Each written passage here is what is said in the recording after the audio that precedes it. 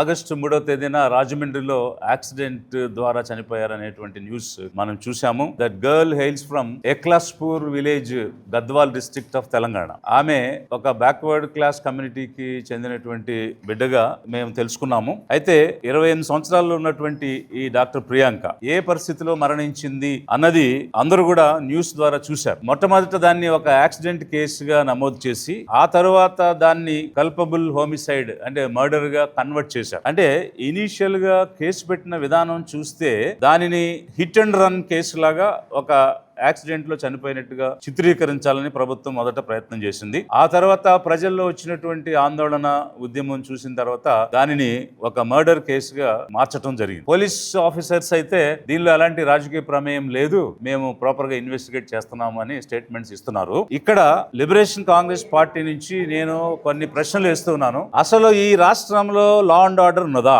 శాంతి భద్రతలు అనేవి గాలికి వదిలేసిందా ఈ ప్రభుత్వం? గత 2 సంవత్సరాలుగా కేస్ ఆఫ్టర్ కేస్ హత్యలు జరుగుతున్నాయి, దాడులు జరుగుతున్నాయి, అత్యాచారాలు జరుగుతున్నాయి. అయినా కూడా ఒక సమగ్రమైన విచారణ గాని దానిపైన చర్య గాని తీసుకోకుండా సామాజికంగా రాజకీయంగా పలుకుబడి ఉండి అండదండలు ఉంటే ఒక రకమైనటువంటి న్యాయం, అలా అండదండలు లేనటువంటి వర్గాలు ఉంటే వారికి మరొక రకమైన విధానం ఈ రాష్ట్రంలో జరుగుతున్నదా లేదా? ఎవరైనా తప్పు చేస్తే మా వెనకాల ఎమ్మెల్యే ఉన్నాడు, మినిస్టర్ ఉన్నాడు కాబట్టి మేము తప్పించేసుకోవచ్చు అనే ధైర్యాన్ని గుంపు పార్టీలకు, జనసేన, తెలుగుదేశం, బీజేపీ పార్టీల్లో ఉండే వర్గాలకు మీరు ఇస్తున్నారా? లేకపోతే శాంతి భద్రతలను కాపాడే బాధ్యత ఒక ప్రభుత్వాన్ని ఏర్పాటు చేసినటువంటి పార్టీలుగా మీరు తీసుకున్నారా లేదా? ఒకసారి ప్రభుత్వం ఏర్పాటు చేసిన తర్వాత యు ఆర్ ఫర్ ఎవ్రీబడి. మీరు తెలుగుదేశం నుంచి గెలిచారా, జనసేన నుంచి గెలిచారా, బీజేపీ నుంచి గెలిచారా, మీరందరూ కలిసి గుంపుగా ఒక ప్రభుత్వాన్ని ఏర్పాటు చేశారా అన్నది ఇమెటీరియల్. ఒకసారి గవర్నమెంట్ ఏర్పాటు చేసిన తర్వాత government is for everybody. Entire state వాళ్ళ యొక్క కాన్స్టిట్యూషనల్ రైట్స్ ని, లైఫ్ అండ్ లిబర్టీని కాపాడే బాధ్యత ప్రభుత్వం మీద ఉంది. లా అండ్ ఆర్డర్ ఏమో ముఖ్యమంత్రి దగ్గర ఉంది. ఈ రాష్ట్రంలో ఏ పని జరగాలన్నా ముఖ్యమైన మంత్రి గౌరవనీయ లోకేష్ గారి దగ్గరికి వెళ్ళాలని జనం చెప్తారు. అంటే పాలన మరి కేవలం విద్యా ఐటీ శాఖ మంత్రి మిస్టర్ లోకేష్ చేస్తున్నారా, లేకపోతే చీఫ్ మినిస్టర్ గా ప్రమాణం చేసిన మిస్టర్ చంద్రబాబు నాయుడు చేస్తున్నారా? ఇది మాకు ఫండమెంటల్ డౌట్. ప్రజల్లో నుంచి వస్తున్నటువంటి చర్చ. గాలికి వదిలేశారు మీరు పాలన, లా అండ్ ఆర్డర్ ని మీరు కంట్రోల్ చేయలేకపోతున్నారు. అందుకే మద్యం మత్తులో యువత ఊగిపోతూ డ్రగ్స్ కి బానిసలైపోతూ విచక్షణారహితంగా వారు ప్రవర్తిస్తూ ఉంటే కఠినమైన చర్యలు ఉంటాయి అనేటువంటి యాక్షన్ ఎక్కడా కూడా కనిపించడం లేదు. మీ తెలుగుదేశం ఎంపీనే డ్రగ్స్ దాగి పట్టుబడితే ఏలూరు ఎంపీ మహేష్ మీద ఇంతవరకు ఎలాంటి చర్య మీరు తీసుకోలేదు. అంటే క్లియర్ గా అర్థమవుతుంది మీరు వెనకేసుకొస్తారు, డ్రగ్స్ తాగే వాళ్ళని వెనకేసుకొస్తారు, డ్రగ్స్ తీసుకునే వాళ్ళని ఎంపీలుగా పెడతారు. ప్రజాప్రతినిధిగా ఒక డ్రగ్స్ తీసుకునే వ్యక్తి ఏ విధంగా కొనసాగుతాడు? మీ చిత్తశుద్ధి ఇక్కడే కనిపిస్తుంది కదా. దీన్ని బట్టి రాష్ట్రంలో జరుగుతున్న అరాచకం, మీ రాజకీయ పార్టీ వాళ్ళు అయితే ఒక రకంగా, ఎదురు పార్టీలు అయితే ఇంకో రకంగా ప్రవర్తించడం, జనం నోరు నొక్కేసేయటం. లా అండ్ ఆర్డర్ మీ చేతిలోకి తీసుకుని మిమ్మల్ని ఎవరైనా ప్రశ్నిస్తే, ఒక యూట్యూబర్ అయినా, ఒక సోషల్ మీడియా యాక్టివిస్ట్ అయినా, ఒక ప్రెస్ రిపోర్టర్ అయినా లేనిపోని కేసులు పెడతారు. ఇక్కడ ఆంధ్రప్రదేశ్ రాష్ట్రంలో ఉగ్రవాదం ఉందా? ఉగ్రవాదం ఉన్నట్టుగా ఏమైనా గూఢచారి నివేదికలు ఉన్నాయా? ఎక్కడైనా టెర్రరిజం ఆంధ్రప్రదేశ్ లో ఉన్నట్టు ఒక సెంట్రల్ ఇంటెలిజెన్స్ రిపోర్ట్ గానీ ఉన్నాయా? మరి ఏమీ లేని పరిస్థితిలో ఒక యూట్యూబర్ మీద UAPA చట్టం కింద ఎలా సెక్షన్ పెడతారు? ఆ సెక్షన్ ఎలా నిలబడుతుంది? అంటే మీరు కేవలం టార్గెట్ చేసి పక్షపాత ధోరణితో ప్రభుత్వాన్ని నడపమని ప్రజలు ఇచ్చిన అవకాశాన్ని వాడుకుని మీరు వారిపై పక్షపాతాన్ని చూపిస్తున్నారా లేదా? క్రూరమైనటువంటి చర్యలు తీసుకుంటున్నారా లేదా? ఈ రోజు మద్యం మత్తులో గుద్ది తల మీద కారు ఎక్కించి చంపేస్తే ఒక బ్యాక్వర్డ్ క్లాస్ కి చెందినటువంటి డాక్టర్ ప్రియాంకకి మీరు కండోలెన్స్ చెప్తారు, లేకపోతే ఎక్స్గ్రేషియా ప్రకటిస్తారు. నేనేం చెప్తున్నానంటే ఈ దేశంలో సామాజికంగా రాజకీయంగా పలుకుబడి ఉన్నటువంటి వర్గాలైతే ప్రభుత్వాలు ఒక రకంగా స్పందిస్తాయి. బ్యాక్వర్డ్ క్లాసెస్ కి చెందినటువంటి రిలీజియస్ మైనారిటీస్ కి చెందినటువంటి వాళ్ళైతే మరొక రకంగా స్పందిస్తాయి. దేశ రాజధానిలో జ్యోతి సింగ్ అనేటువంటి ఒక మహిళపై అత్యాచారం జరిగి ఆమె చనిపోయింది. భూమిహార్ కు చెందినటువంటి కుటుంబం. అయితే వెంటనే కేంద్ర ప్రభుత్వం స్పందించింది, నిర్భయ అనేటువంటి ఒక చట్టం తెచ్చింది. పక్కన తెలంగాణలో ఒక వెటర్నరీ డాక్టర్ ప్రియాంక రెడ్డి అనే అమ్మాయి మీద అత్యాచారం చేసి చనిపోతే ఇక్కడ ప్రభుత్వం స్పందించి ఆంధ్రప్రదేశ్ లో వారాల్లో ఒక దిశ చట్టం తెచ్చింది. నేనేం మాట్లాడుతున్నానంటే రాజకీయంగా సామాజికంగా ఎదిగినటువంటి వర్గాలలో మహిళలకి అన్యాయం అత్యాచారం జరిగితే ప్రభుత్వాలు స్పందించే తీరు ఒక రకంగా ఉంటుంది.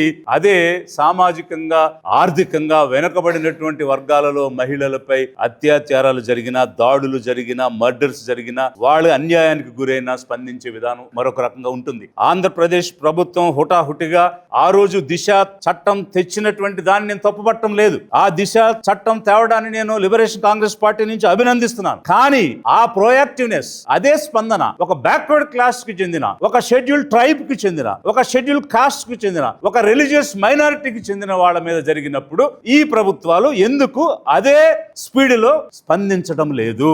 ఇది మేము లిబరేషన్ కాంగ్రెస్ పార్టీ నుంచి నిలదీస్తున్నాం, అడుగుతున్నాం. మీకు చేత కాకపోతే, శాంతి భద్రతలు నిర్వహించడం మీకు కుదరకపోతే, మీరు అధికార బదలాయింపులు చేసుకునే పనిలో నిమగ్నం అయిపోయి ఏ పోర్ట్ఫోలియో మీరు ముఖ్యమంత్రిగా చేస్తున్నారు, ఏ పోర్ట్ఫోలియో మీ ముఖ్యమైన మంత్రి మీ కొడుకు చేస్తున్నాడు అనే కన్ఫ్యూజన్లో కనుక మీరుంటే మీరు దిగిపోండి. కొత్త ప్రభుత్వాన్ని ఏర్పాటు చేస్తాం, ప్రజల్లోకి వెళ్తాం, అర్హులైన వాళ్ళు, దక్షత కలిగిన వాళ్ళు, పాలించగలిగినటువంటి అనుభవం కలిగిన వాళ్ళు వస్తారు. అంతేకాని ఈ విధంగా శాంతి భద్రతలను గాలికి వదిలేసి ప్రవీణ్ పగడాల అనే ఒక ఎవాంజలిస్ట్ అదే రాజమండ్రిలో చనిపోతే అనేక లక్షల మంది అనుమానం వ్యక్తం చేస్తే మీరు ఎక్కడెక్కడో ఉన్నటువంటి సోషల్ మీడియా వీడియోలని చూపించి అది యాక్సిడెంట్ అని చెప్పి క్లోజ్ చేశారు. దాని మీద హైకోర్టులో ఇంకా వాదనలు జరుగుతున్నాయి. ఇది అన్యాయం, తప్పు, అనుమానంగా జరిగినటువంటి మరణం, దీన్ని తేల్చండి అని ఎన్ని గొంతులు అడిగినా మీరు దాని మీద ఎలాంటి స్పందన చూపించలేదు. మరి ఒక షెడ్యూల్ ట్రైబ్ కి చెందినటువంటి వ్యక్తి ప్రీతి అనే అమ్మాయిని ఒక స్కూల్లో రేప్ చేసేసి ఆ హాస్టల్లో మృతదేహం దొరికితే దాని గురించి ఈ రోజు అధికారంలో ఉన్న ఉప ముఖ్యమంత్రి గౌరవనీయ మిస్టర్ పవన్ కళ్యాణ్, నేను దీనికోసం చేస్తాను, మీకెవరికి పట్టదా, ఒక బిడ్డను చిదిమేసి చెరిపేసి చంపేస్తే మీకెవరికి మానవత్వం లేదా అని అరిచి గీపెట్టి ఓట్ల కోసం స్టేట్మెంట్ ఇచ్చి ఈ రోజు అధికారం వచ్చాక ఆధారాలు లేవు అని మాట్లాడుతున్నారంటే సిగ్గు లేదా? ఎందుకు మీరు మాటిచ్చారు? ఆ రోజు మాటిచ్చేటప్పుడు మీ విజ్ఞత ఏమైంది? మీ జ్ఞానం ఏమైంది? మీ చిత్తశుద్ధి ఏమైంది? ఈ రోజు అధికారం వచ్చిన తర్వాత మీ చిత్తశుద్ధి ఎందుకు వెళ్ళిపోయింది? మీ విజ్ఞత ఎక్కడికి పోయింది? ఎందుకని మీరు మాటిచ్చి తప్పారు? సమాధానం చెప్పాల్సిన అవసరం ప్రజాస్వామ్యంలో ఉందా లేదా? Being a minister after getting in to power, how can you escape from the responsibility? ఇది మేము లిబరేషన్ కాంగ్రెస్ పార్టీ నుంచి నిలదీస్తున్నాం. రేపు 19వ తేదీ, ఇప్పటికి 9 సంవత్సరాలు అయింది ఆ బిడ్డ చనిపోయి. వారు ఒక యాత్ర చేసి న్యాయం కోసం పోరాడాలని ఒక ఉద్దేశంలో ఉన్నామని మాకు చెప్పున్నారు. యాత్రకు లిబరేషన్ కాంగ్రెస్ పార్టీ నుంచి ఆ తల్లి పార్వతికి మేము మద్దతు ఇస్తూ ఉన్నాం. ఇదే సమయంలో నేను లిబరేషన్ కాంగ్రెస్ పార్టీ నుంచి డిమాండ్ చేస్తున్నాను, వారాలలో నెలలలో కొత్త కొత్త చట్టాలు తెచ్చారు, దానికి మేము అభినందిస్తున్నాం. అదే సమయంలో ఇప్పుడు జరిగేటువంటి అన్యాయాల మీద, దాడుల మీద మీరు చర్యలు తీసుకోండి. మీరు డ్రగ్స్ ఎందుకు ఆపలేకపోతున్నారు? మీరు కేవలం అర్ధరాత్రి పూట ప్రయాణం చేసే, డ్రైవింగ్ చేసే వాళ్ళ దగ్గరే బ్రీత్ అనాలిసిస్ చేస్తున్నారు, మాల్స్ కి తాగి వస్తున్నారు. ఆ రోజు సినిమా హాల్ కి తాగొచ్చారు వాళ్ళు, తాగొస్తే వెళ్ళిపోమని పంపిస్తే రోడ్డు మీద వెళుతూ ఈ 28 సంవత్సరాల డాక్టర్ ని చంపేశారు. ఏ విధమైనటువంటి ప్రివెంటివ్ చర్యలు మీరు తీసుకుంటున్నారు? లిబరేషన్ కాంగ్రెస్ పార్టీ నుంచి we are demanding you please restore the law and order, you please restore the confidence among the people. ఇక్కడ శాంతి భద్రతలు ఉంటాయి అనే ఒక నమ్మకాన్ని ప్రజల్లో కలిగించమని, అది ఏ వర్గానికి చెందిన వాళ్ళైనా సరే సమన్యాయం ఇవ్వమని, ఎమ్మెల్యే నుంచో మినిస్టర్ నుంచో ఫోన్ చేయించుకుంటే కేసులే కట్టకుండా, కేసులే పెట్టకుండా, ఎఫ్ఐఆర్లే చేయకుండా ఉంటే అది ఏ రకంగా న్యాయం అవుతుంది? మేము అనేక రకాలైనటువంటి విజ్ఞప్తులు మేము వింటున్నాం. అనేక చోట్ల మేము ఫీల్డ్ లో తిరిగినప్పుడు చెప్తున్నారు, కనీసం ఎఫ్ఐఆర్ కూడా నమోదు చేయడం లేదని. పోలీస్ ఆఫీసర్స్ కి నేను చెప్తున్నాను, మీరు న్యూట్రాలిటీ మెయింటైన్ చేయాలి కదా. ఏ ప్రభుత్వం ఉంటే ఆ ప్రభుత్వాన్ని కొమ్ము కాస్తూ ఆ రాజకీయ పార్టీకి బానిసలైపోయి వాళ్ళు చెప్పిన విధంగా మీరు ప్రవర్తిస్తే రేపు ఇంకో రాజకీయ పార్టీ అధికారంలోకి వస్తే మీ గతి ఏమవుతుంది? మీ పరిస్థితి ఏమవుతుంది? అదా మీకు నేర్పించింది మీ ట్రైనింగ్ లో, ఈ చట్టంలో రాజ్యాంగం చెప్పింది అదేనా? మీరు సొంత లాభాల కోసం, స్వార్థం కోసం ఆలోచిస్తే ఒక న్యూట్రాలిటీతో పనిచేయాల్సిన బ్యూరోక్రసీ అమ్ముడిపోయి రాజకీయ పార్టీలకు దాసోహం అయిపోతే రాజ్యాంగాన్ని ఎవరు నిలబెడతారు? ప్రజలకు న్యాయం ఎవరిస్తారు? ప్రజలు ఎవరిని నమ్మాలి? దయించి bureaucracy, IAS, IPS, police officers అందరినీ కూడా నేను రిక్వెస్ట్ చేస్తూ ఉన్నాను, please restore the law and order. ఎందువల్లంటే ఈరోజు ప్రియాంక చనిపోయింది, మరి ఆ కుటుంబం ఎంత భయంకరమైనటువంటి శోధనలో ఉంటారు. అలాంటి పరిస్థితి ఇంకొకరికి ఎదురైతే నివారించడానికి ఎలాంటి చర్యలు తీసుకుంటుంది ఈరోజు ప్రభుత్వం? చనిపోయిన తర్వాత కాంపెన్సేషన్ ఇస్తాము, కండోలెన్స్ చెప్తామంటే అది ఏ రకంగా సమంజసమైనటువంటి పరిహారం అవుతుంది. కాబట్టి వీఆర్ డిమాండింగ్, మీరు లా అండ్ ఆర్డర్ చేయడం సరిగా లేదు, అది చాలా స్పష్టంగా అయింది. ఏ వర్గానికి చెందిన వాళ్ళైనా, ఎలాంటి రాజకీయ పలుకుబడి లేకపోయినా అన్యాయాన్ని అన్యాయంగా చూడండి, న్యాయానికి ఇవ్వాల్సినటువంటి మద్దతును ఇవ్వండి. అది ఒక యూట్యూబర్ అయినా లేక ఇంకొక పార్టీ వాళ్ళైనా కూడా వ్యవస్థను వాడుకుని చేసే కక్ష సాధింపు చర్యలు ఆపండి. అలాగే వేగవంతంగా ఈ కేసెస్ అన్ని కూడా చేయమని మేము కోరుతూ ఉన్నాము. అదేవిధంగా ఆ కుటుంబాన్ని పూర్తి స్థాయిలో ఆదుకోవాలని చెప్పేసి కూడా మేము డిమాండ్ చేస్తున్నాం.